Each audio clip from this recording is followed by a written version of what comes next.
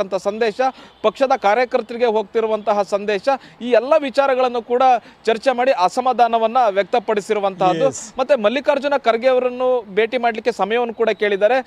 ಇವತ್ತು ಮಲ್ಲಿಕಾರ್ಜುನ ಖರ್ಗೆ ಅವ್ರನ್ನ ಭೇಟಿಗೆ ಸಮಯ ಸಿಕ್ಕರೆ ಈ ವಿಚಾರಗಳು ಕೂಡ ಮತ್ತೆ ಚರ್ಚೆಗೆ ಬರುತ್ತೆ. ಒಂದಷ್ಟು ಅಸಮಾಧಾನಗಳನ್ನು ಡಿ.ಕೆ. ಶಿವಕುಮಾರ್ ಅವರು ತೋಡಿಕೊಳ್ಳುವಂತಹ ಸಾಧ್ಯತೆ ಇದೆ.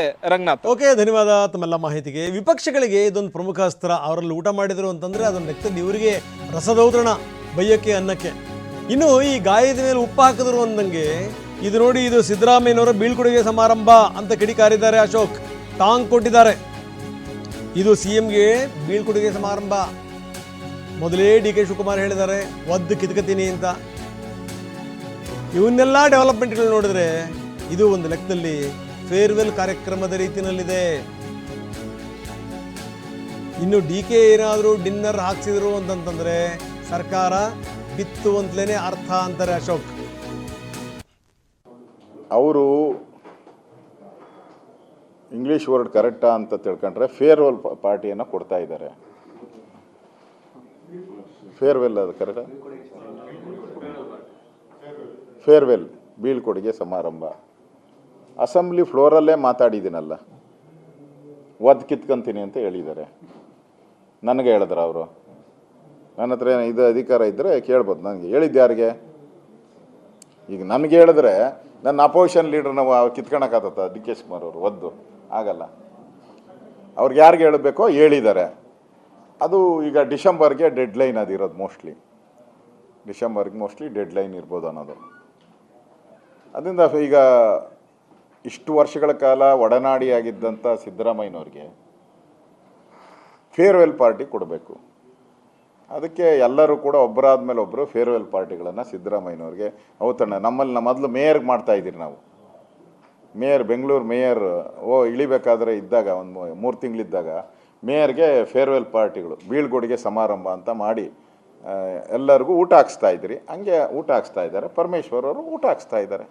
ಮೊನ್ನೆ ಜಾರಕಿಹೊಳಿ ಆಯಿತು, ಪರಮೇಶ್ವರ್ ಆಯಿತು, ಎಲ್ಲರೂ ಊಟ ಹಾಕ್ಸ್ತಾರೆ. ಡಿ.ಕೆ. ಶಿವಕುಮಾರ್ ಯಾವತ್ತು ಹಾಕ್ಸ್ತಾರೋ ಫೈನಲ್ಲು ಅವತ್ತು ಮುಗೀತು ಈ ಸರ್ಕಾರ ಅಂತ, ಚೇಂಜ್ ಅಂತ. ಅದನ್ನು ಕಾಯ್ಬೇಕಷ್ಟೇ ನಾವು. ಡಿ.ಕೆ. ಶಿವಕುಮಾರ್ ಫೇರ್ವೆಲ್ ಪಾರ್ಟಿ ಯಾವತ್ತು ಕೊಡ್ತಾರೆ ನೋಡೋಣ. ಅವತ್ತು ಕೊಟ್ಟ ಮೇಲೆ ಇದಕ್ಕೆ ಅಂತ್ಯ ಅಂತ ಬರುತ್ತೆ ಅಷ್ಟೆ. ಇಲ್ಲಾಂದರೆ ಯಾವುದೇ ಒಬ್ಬ ಮುಖ್ಯಮಂತ್ರಿ ಇದುವರೆಗೂ ನಾ ಕಂಡಂಗೆ 20 ತಿಂಗಳಲ್ಲಿ 1000 ಸರಿ ಹೇಳಿದ್ದಾರೆ ನಾನೇ ಸಿ ಎಮ್. ಅವ್ರ ಬೆಂಬಲಿಗರೆಲ್ಲ ಹೋದ ಕಡೆ ಹೇಳ್ತಾರೆ ನಾನೇ. ಅವಶ್ಯಕತೆ ಇದೆಯಾ? ಎಂದಾದರೂ ಎಸ್.ಎಂ. ಕೃಷ್ಣ ಅವರು ಮುಖ್ಯಮಂತ್ರಿ ಆಗಿದ್ದರು 4.5 ವರ್ಷ. ಎಂದಾದರೂ ನಾನೇ ಇರ್ತೀನಿ ಅಂತ ಹೇಳಿದ್ರ? ಎಂದ ಬೈರ್ತಿ ಹೇಳಿದಾರ? ಬೈರ್ತಿ 100 ಸರಿ ಹೇಳಿದ್ದಾರೆ.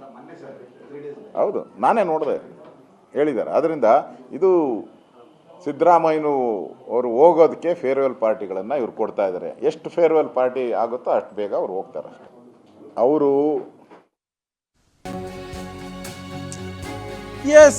ಖುಷಿಯಿಂದ ಡಿನ್ನರ್ ಮೀಟಿಂಗ್ ಕರಿತೀವಿ, ಅದ್ರಲ್ಲಿ ಏನಾದರೂ ತಪ್ಪಿದೆಯಾ? ಇದು ಖಂಡ್ರೆ ಅವರ ಪ್ರಶ್ನೆ. ವಿಧಾನಸೌಧದಲ್ಲಿ ಅರಣ್ಯ ಸಚಿವ ಈಶ್ವರ್ ಖಂಡ್ರೆ ಪ್ರಶ್ನೆ ಕೇಳಿದ್ದಾರೆ. ನಾನು ಡಿನ್ನರ್ ಮೀಟಿಂಗ್ ಕರಿತೀನಿ, ಖುಷಿಯಿಂದ ಡಿನ್ನರ್ ಮೀಟಿಂಗ್ ಕರಿತೀವಿ, ಅದರಲ್ಲಿ ತಪ್ಪಿಲ್ಲ ಅಂದರೆ ನೆಕ್ಸ್ಟ್ ಪಾರ್ಟಿ ಹಂಗಾದರೆ ಈಶ್ವರ ಖಂಡ್ರೆ ಅವರ ನಿವಾಸದಲ್ಲಿ ಅನ್ನುವಂಥದ್ದು ಫಿಕ್ಸ್ ಆಗಿದೆ ಅಂತ. ಇದು ಅಂದರೆ ಈಗ ಡಿನ್ನರ್ ಅನ್ನುವಂಥ ವಿಚಾರವೇ ದೊಡ್ಡ ಸಂಗತಿ ಆಗ್ತಾ ಇದೆಯಲ್ಲ. ಇದಕ್ಕೆ ಸಂಬಂಧಪಟ್ಟಂಗೆ ಈಶ್ವರ್ ಖಂಡ್ರೆ ಪ್ರತಿಕ್ರಿಯೆ ಕೊಟ್ಟಿದ್ದಾರೆ. ಹೌದು ಸ್ವಾಮಿ, ಒಂದು ಕಡೆ ಸೇರ್ತೀವಿ, ಖುಷಿಯಿಂದ ಊಟ ಮಾಡ್ತೀವಿ, ಮೀಟಿಂಗ್ ಮಾಡ್ತೀವಿ, ಅದರಲ್ಲೇನು ತಪ್ಪಿದೆ? ಡಿನ್ನರ್ ಮೀಟಿಂಗ್ ಕರೆಯೋದೇ ತಪ್ಪ, ಡಿನ್ನರ್ ಮೀಟಿಂಗ್ ಮಾಡೋದೇ ತಪ್ಪ. ಮುಂದಿನ ದಿನಗಳಲ್ಲಿ ನಾನೂ ಕೂಡ ಡಿನ್ನರ್ ಮೀಟಿಂಗ್ ಮಾಡ್ತೀನಿ.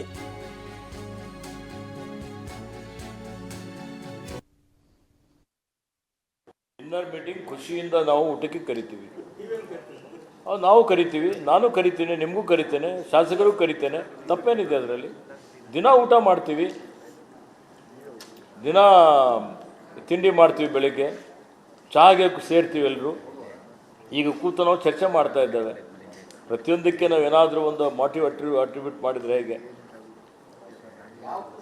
ಸಹಜವಾದಂಥ ದಿನ ಖುಷಿಯಲ್ಲೇ ಇದ್ದೀವಲ್ಲ. ಈಗ ಹೊಸ ವರ್ಷ ಇದೆ, ಹೊಸ ವರ್ಷದ ಖುಷಿ ಇರುತ್ತೆ.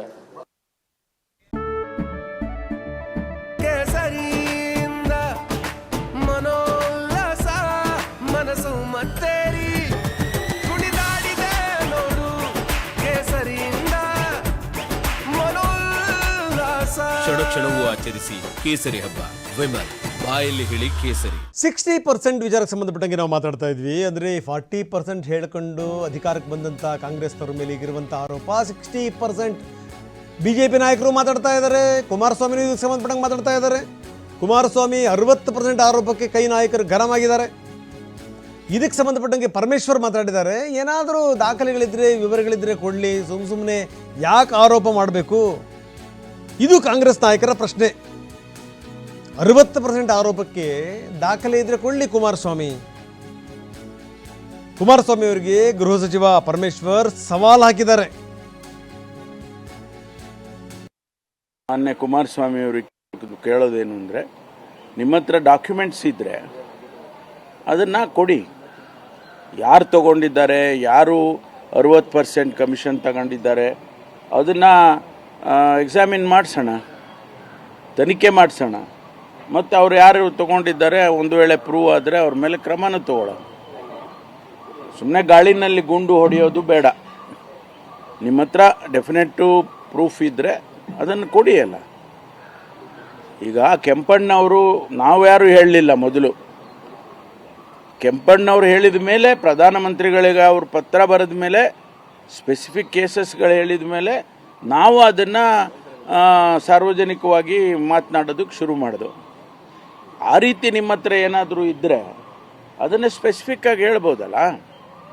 ಅದನ್ನು ನಾವು ಖಂಡಿತವಾಗಿ ಸೀರಿಯಸ್ ಆಗಿ ತಗೊಳ್ತೀವಿ. ಒಂದು ಕುಮಾರಸ್ವಾಮಿ ಇಲ್ಲ ಸಲ್ಲದ್ದನ್ನು ಆರೋಪ ಮಾಡ್ತಾರೆ. ಅವರ ಭಂಡಾರದ ಬಂಡವಾಳ ಏನು ಅಂತ ನಮ್ಗೆ ಗೊತ್ತು. ಇದು DK ಸುರೇಶ್ ಅವರ ಹೇಳಿಕೆ. ಕುಮಾರಸ್ವಾಮಿ ಅವರಿಗೆ ಕೇಂದ್ರದಲ್ಲಿ ಒಳ್ಳೆ ಅವಕಾಶ ಸಿಕ್ಕಿದೆ, ಒಳ್ಳೆ ಕೆಲಸ ಮಾಡಲಿ, ಏನು ಕೊಡಬೇಕು ಅಂತ ಯೋಚನೆ ಮಾಡಲಿ. ವಿಶ್ವೇಶ್ವರಯ್ಯ ಕಬ್ಬಿಣ ಕಾರ್ಖಾನೆ ತೊಂದರೆಯಲ್ಲಿದೆ, ಕಷ್ಟದಲ್ಲಿದೆ, ಅದನ್ನು ಸರಿ ಮಾಡಲಿ. ಅದನ್ನು ಬಿಟ್ಟು ಶನಿವಾರ ಭಾನುವಾರ ರಾಜ್ಯಕ್ಕೆ ಬರೋದು, ಆರೋಪ ಮಾಡೋದು, ಇದನ್ನೆಲ್ಲ ಬಿಟ್ಟುಬಿಡಬೇಕು.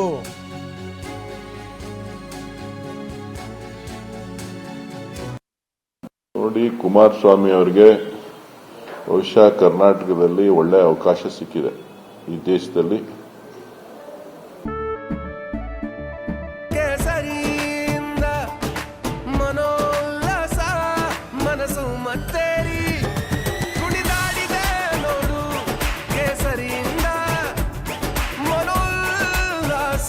ಕ್ಷಣವೂ ಆಚರಿಸಿ ಕೇಸರಿ ಹಬ್ಬ. ವಿಮಲ್, ಬಾಯಲ್ಲಿ ಹೇಳಿ ಕೇಸರಿ. ದರ್ಶನ ರಾಜ್ಯ ಸರ್ಕಾರಕ್ಕೆ ಇರಲಿ ಅಂತ ಹೇಳಿ ನಾನು ಭಾವಿಸ್ತೀನಿ.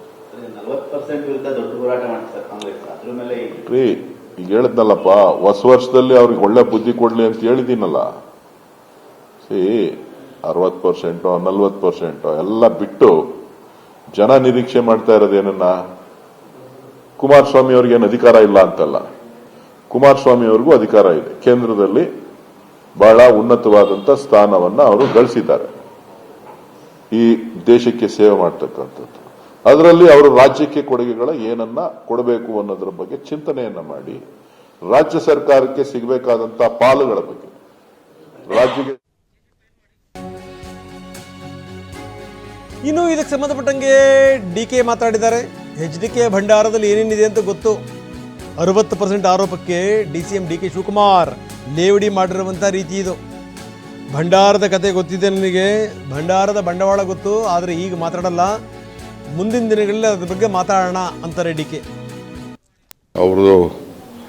ಅವರ ಭಂಡಾರದಲ್ಲಿ ಏನೇನಿದೆ ಅಂತ ಮಾತಾಡೋಣ, ಈಗ ಬೇಡ ಅದಲ್ಲ.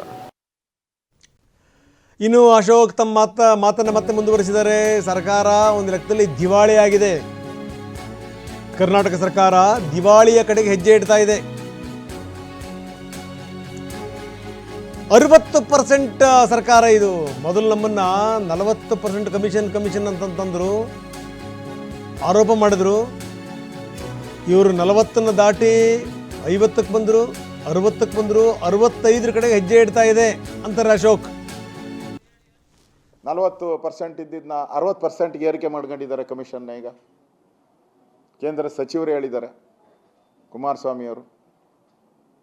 ಈಗ ಅದನ್ನೇ ಇನ್ನಷ್ಟು ಜಾಸ್ತಿ ಮಾಡ್ಕೊಳಕ್ಕೆ ಏನೋ ಪ್ಲಾನ್ ಮಾಡ್ತಾ ಇದ್ದಾರೆ ಅಂತ ಸುದ್ದಿ. ಯಾಕೆ ಈ ಬೆಲೆ ಏರಿಕೆ ಆದಮೇಲೆ ಇದ್ರದ್ದಾಗಿದೆಯಲ್ಲ, ಟ್ರಾನ್ಸ್ಪೋರ್ಟ್ದು ಏರಿಕೆ ಆಯಿತು, ಆಲ್ಕೋಹಾಲು, ಹಾಲು, ಏನೇನಿದೆ ಎಲ್ಲ ಏರಿಕೆ ಆದಮೇಲೆ ನಮ್ಮದು ಏರಿಕೆ ಆಗಬೇಕು ಅಂತೇನು ಇನ್ನೊಂದು 5% ಎಕ್ಸ್ಟ್ರಾ ಮಾಡ್ಕೊಳಕ್ಕೂ ಹೋಗ್ತಾ ಇದ್ದಾರೆ ಇವರು. ಒಟ್ಟಾರೆ ರಾಜ್ಯ ದಿವಾಳಿ ಆದರೂ ಕೂಡ ಕಾಂಗ್ರೆಸ್ ಅವರ ಲೂಟಿ, ಈ 60% ಕಮಿಷನ್ ಲೂಟಿಯಿಂದ ಮುಂದಿನ ದಿನಗಳಲ್ಲಿ ಈಗಾಗಲೇ ಕಾಂಟ್ರಾಕ್ಟ್ಗಳು ಮೊನ್ನೆ ಗುಲ್ಬರ್ಗಾದಲ್ಲೂ ಆಯಿತು, ಅಧಿಕಾರಿಗಳ ನಿಷ್ಠಾವಂತ ಅಧಿಕಾರಿಗಳ ಆತ್ಮಹತ್ಯೆಗಳು ಮಾಡ್ತಾ ಇದ್ದಾರೆ, ಸರಣಿ ರೀತಿ ಆತ್ಮಹತ್ಯೆ ಆಗ್ತಾ ಇದೆ. ಈಗ ಕಾಂಟ್ರಾಕ್ಟ್ಗಳ ಸರದಿ ಬಂದಿದೆ ಆತ್ಮಹತ್ಯೆ. ಈಗ ಆತ್ಮಹತ್ಯೆಗೆ ಅರ್ಜಿ ಹಾಕೋಣ ಅಂತ ಕಾಲ ಬಂದ್ಬಿಟ್ಟಿದೆ. ಎಂಥ ಕಾಲ ಬಂದಿದೆ ಅಂತ ಹೇಳಿದ್ರೆ, ಆತ್ಮಹತ್ಯೆ ಮಾಡಗಣಕ್ಕೆ ಅರ್ಜಿನ ಗವರ್ನರ್ಗೆ ಹಾಕುವಂಥ ಕಾಲ ಈ ಕಾಂಗ್ರೆಸ್ ಸರ್ಕಾರದಲ್ಲಿ ಬಂದಿದೆ. ನೆನ್ನೆ ನೋಡಿದೆ ನಾನು, ಸಿದ್ದರಾಮಯ್ಯನವರು ದಾಖಲೆ ಇದೆಯನ್ರಿ 60%ಗೆ ದಾಖಲೆ ಇದೆಯಾ ಅಂತ ನಾನು ಹೇಳಿದ್ದೀನಿ. ಈಗ ಯಾವುದ್ಯಾವುದಕ್ಕೆ ಎಷ್ಟೆಷ್ಟು ಕೊಡ್ತಾ ಇದ್ದೀರಾ ಅಂತ.